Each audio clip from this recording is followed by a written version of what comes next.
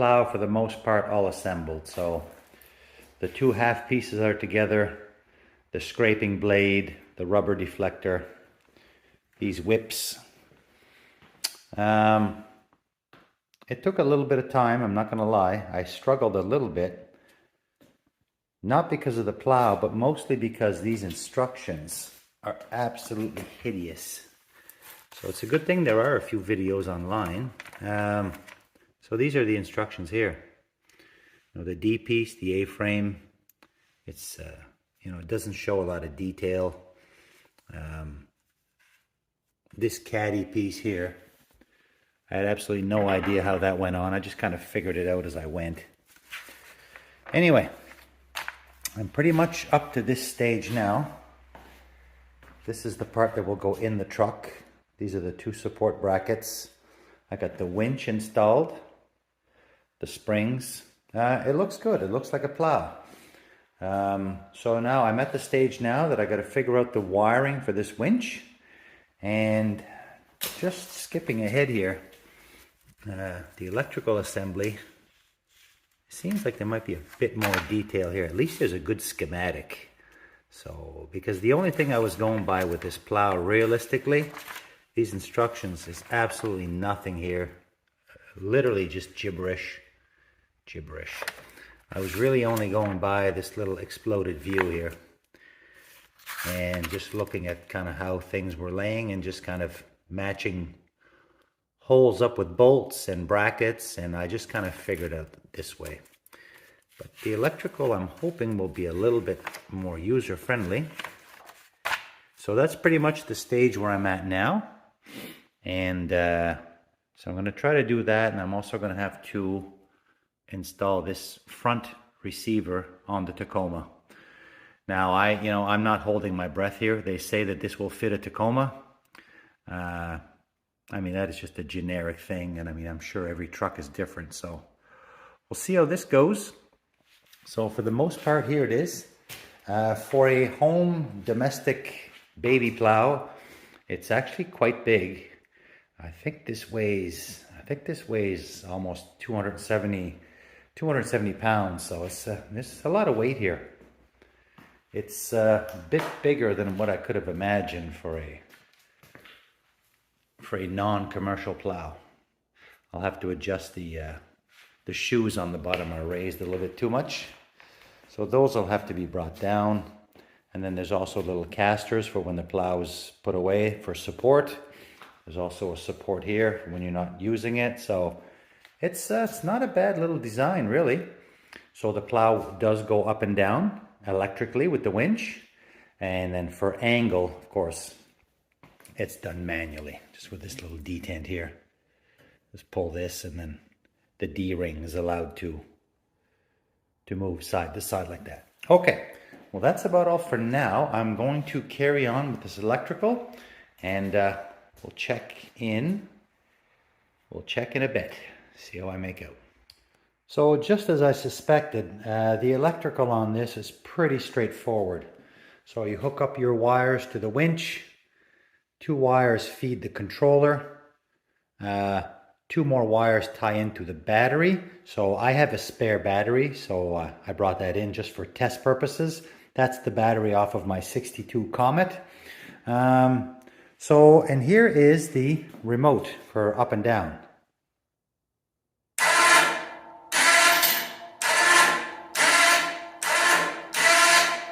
So that's pretty easy, that works no problem. So of course, when I bought the plow, it said that it came with a remote, a wireless remote. And when I read the instructions, as crappy as they were, it said that it came with a manual wired controller, and that the remote had to be bought separate. So of course I went in, I dug into some of these boxes, and that was wrong. It actually comes with both. So I do have the wireless. So I'm going to give this a try right now. I would rather this worked, so then I wouldn't have to If I use this one, which I have no problem using this one, it's probably more reliable, but I will have to snake this all the way inside the cab, whereas this one here I can just carry and it's completely wireless. So I'm going to change my setup around here and I'm going to see if I can make this work. And if I can, I will use this one. Okay, and just like that, with the other controller plugged in, you turn it on. I'm making this blurry, aren't I? So, that easy. So we're going to go with the remote. It'll just be that much easier. There's no installation. So, okay, so we got this part done. Now, the part that's scaring me the most is this front-mounted hitch. And I ordered this for a Tacoma, and my instructions here clearly says that this is for a Tacoma, and there's even a picture of a Tacoma. Of course, you can't really see where they're mounting that. So there it is. So this should fit. What does that say right there? Tacoma front hitch. So that's good. The only thing is, it says I have to remove the front air dam, and I'm not even sure what that is. If it's the lower rubber on the bottom of the truck, mine's already gone.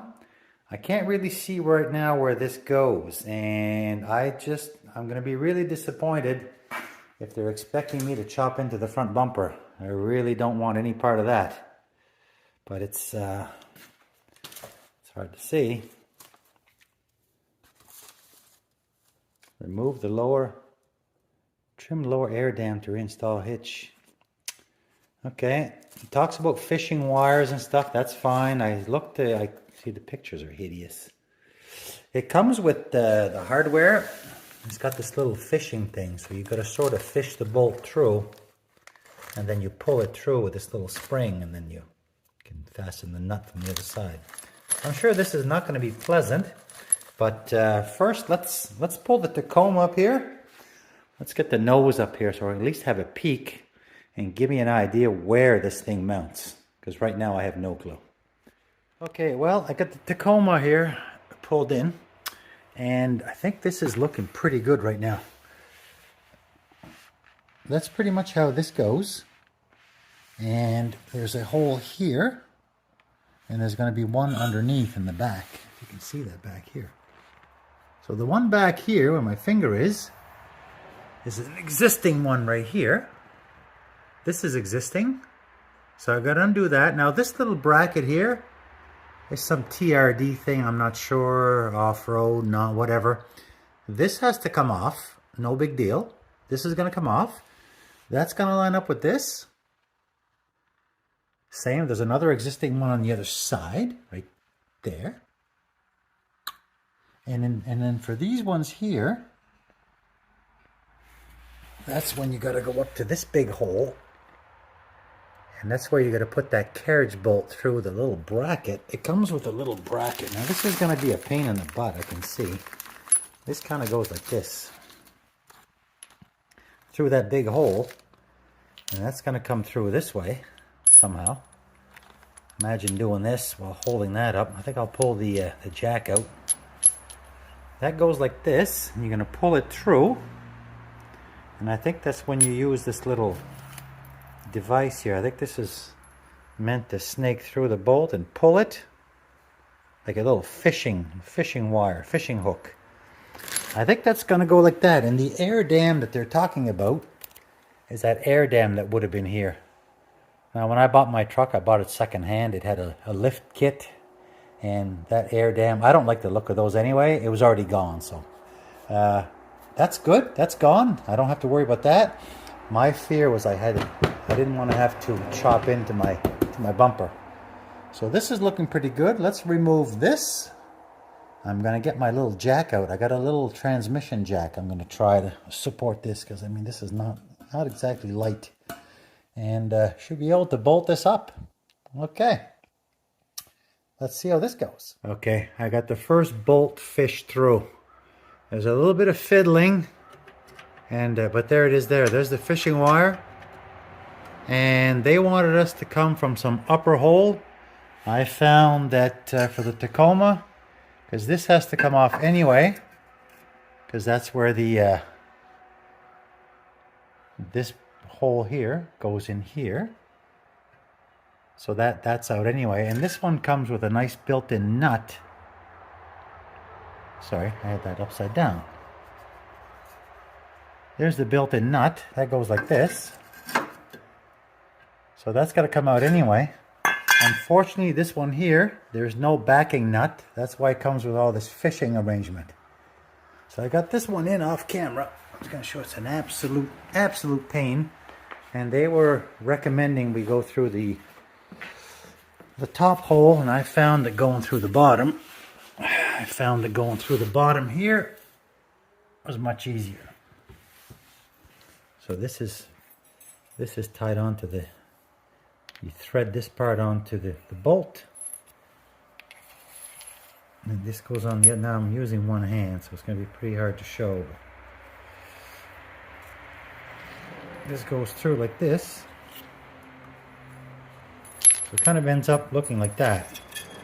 And the whole point is for this to go in behind. And the square part goes like this. Sorry. Because there's no backing nut on the Tacoma frame. Now, of course, this won't go in whole. So I found the best thing I did was I backed this out a little bit.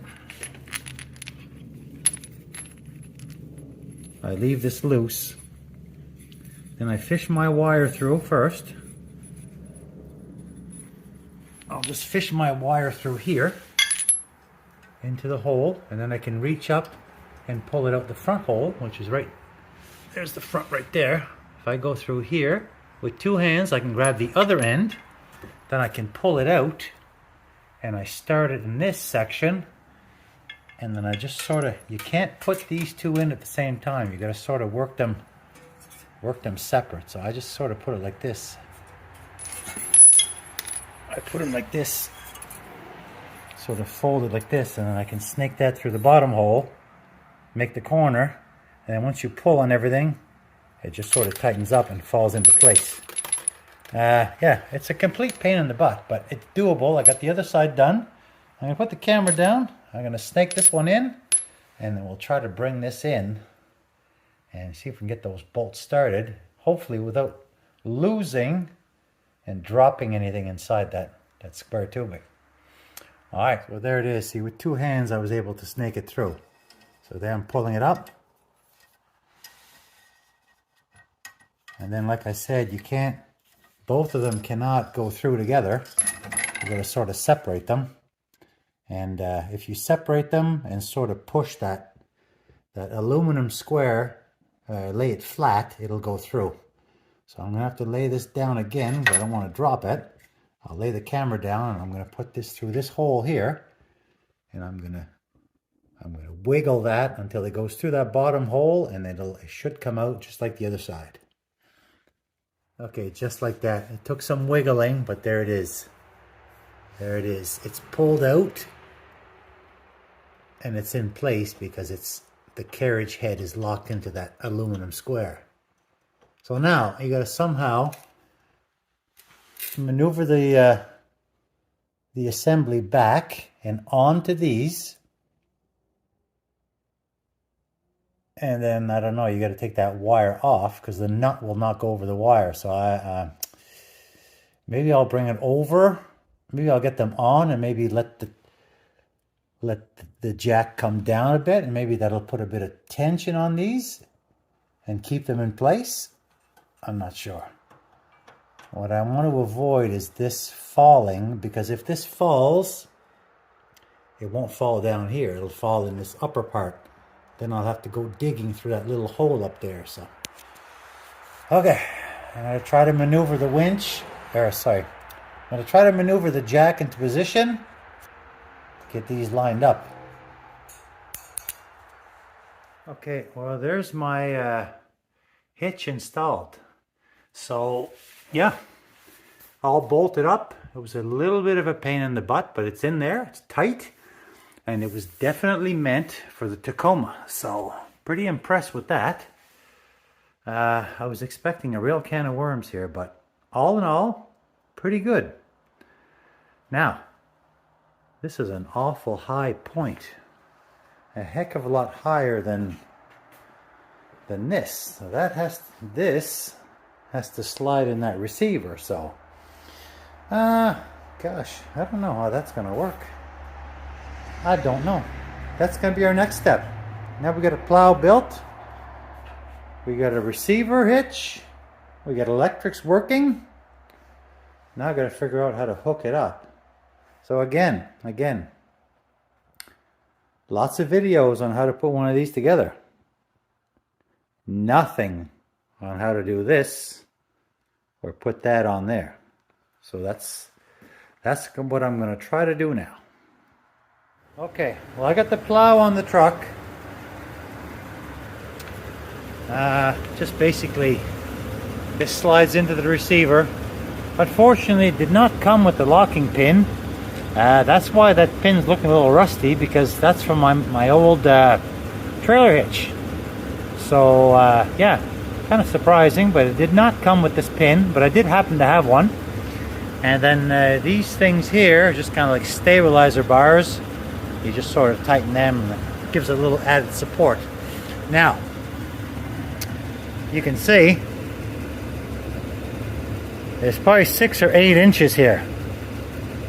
That's because my truck has a lift kit, and my truck is so high that I really had a hard time lining this up. I had to use the floor jack to jack the plow up to get this lined up, but I think maybe once I get familiar with it, once I put it away, I'm just gonna have to get used to put it either on a cement block, or I'll have to, whenever I'm done with the plow, I'll have to make it so the height of this lines up with that, because just that on the ground, you know, there's a good 6-8 inches here, and this plow is actually, you know, inside, so it's actually lower out here. So a good cinder block or some 6x6s, and then it's just a matter of pulling this pin,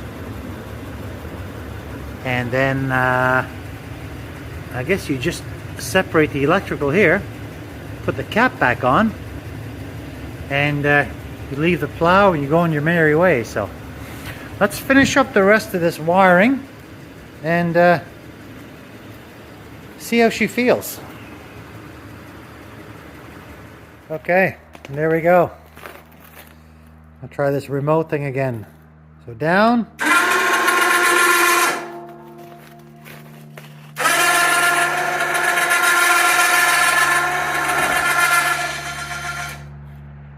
Up.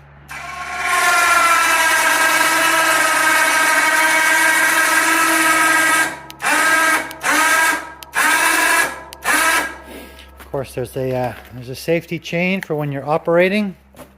You can clip that on to that ring down here. Oh yeah, that's plenty high for driving, I guess. Not that I'm going to be doing much driving like this, but okay. Let's I just got to mount these boxes a little bit better. I think I'm just going to tie wrap them in, and then we'll see if this can push anything. Maybe we'll do a couple swipes over here. Stuff's getting pretty crusty, so yeah. All right, let's try that.